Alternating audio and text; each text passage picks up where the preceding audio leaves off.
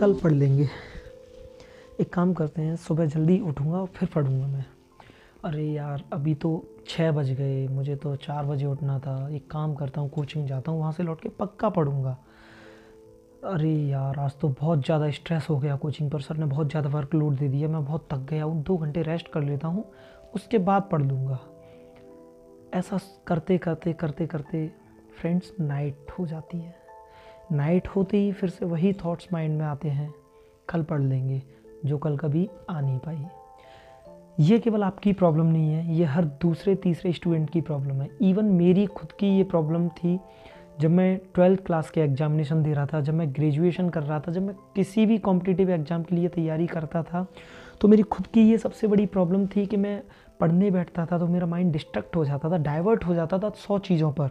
मैं पढ़ तो यहाँ रहा था, बैठता था, कॉपी पर फोकस कर रहा था, लेकिन मेरा ध्यान 100 जगह इधर उधर घूमता रहता था।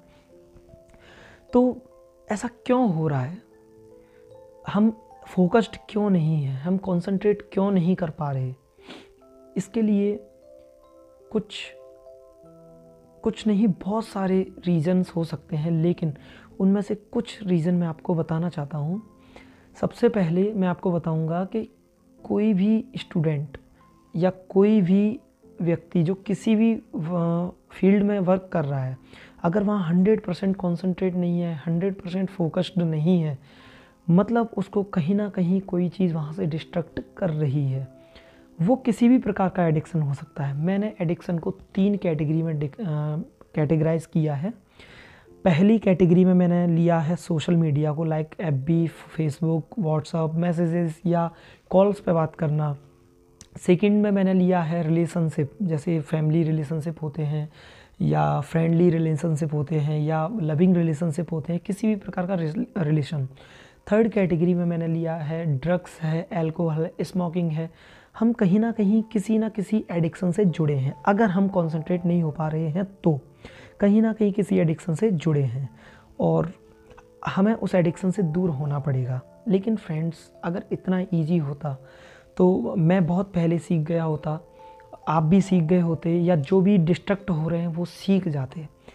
प्रॉब्लम क्या है कि हम सब समझते हैं, हम वीडियोस देख लेते हैं, उसके बाद मोटिवेट हो जाते हैं, लेकिन 2 दिन बाद फिर से वही प्रॉब्लम होती है कि फिर से अपनी वही डेली लाइफ पर लौट आते हैं।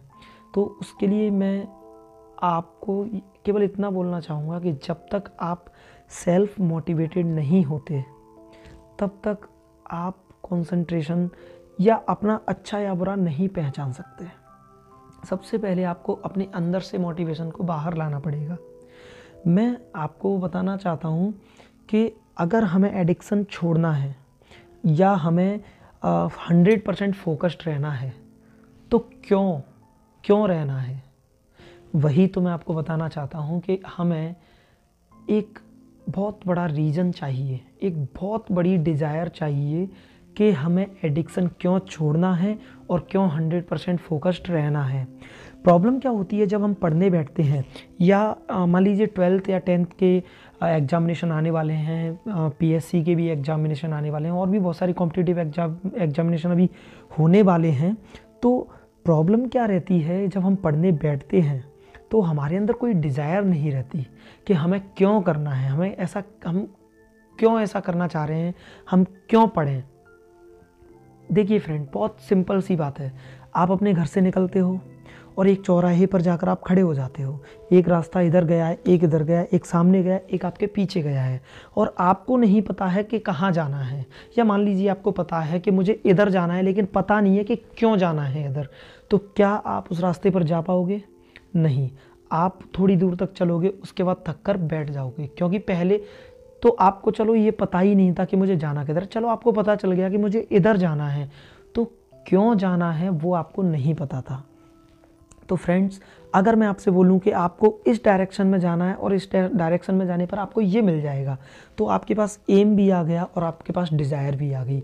जैसे कई लोग कहते हैं ना कि अपना एम डिसाइड करो, अपना एक लक्ष्य निर्धारित करो, तो बहुत अच्छी बात है, लक्ष्य निर्धारित करना चाहिए, लेकिन वो लक्ष्य हम उसी लक्ष्य को क्यों चुन रहे हैं, उसके पीछे एक बहुत ठोस रीज़न, बहुत बड़ी वजह होनी चाहिए मेरे अकॉर्डिंग। जहाँ तक मैंने अपने आप को मोटिवेट किया था, उसमें मैंने यही देखा था कि मुझे क्या लाइफ से चाहिए, मुझे लाइफ में क्या करना है।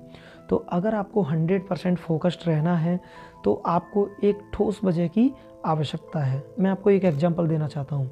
मान लीजिए आप एक ट्रेन में ट्रैवल कर रहे हैं और आपको रिजर्वेशन नहीं मिल पा रहा है, आपकी सीट कंफर्म नहीं है, आपके पास सीट नहीं है, लेकिन आपके पास ढेर सारा लगेज है।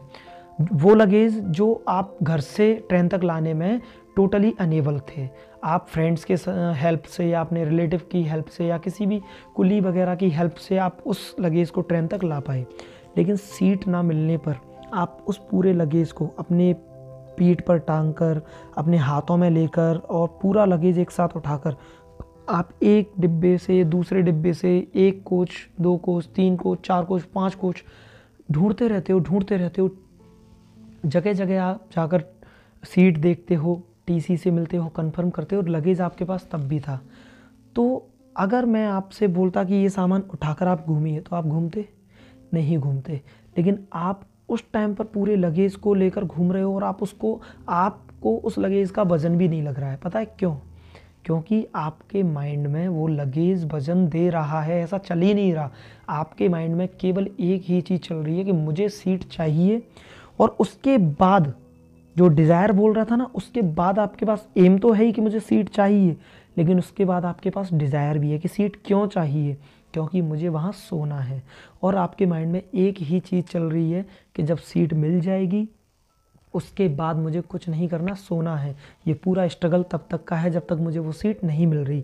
ठीक उसी तरह फ्रेंड्स, आपको पढ़ने के लिए एक लक्ष्य और उस लक्ष्य तक पहुंचने के लिए एक ठोस रीज़न चाहिए कि मुझे यही लक्ष्य क्यों चाहिए और मैं इसी लाइन में क्यों जाना चाहता हूँ।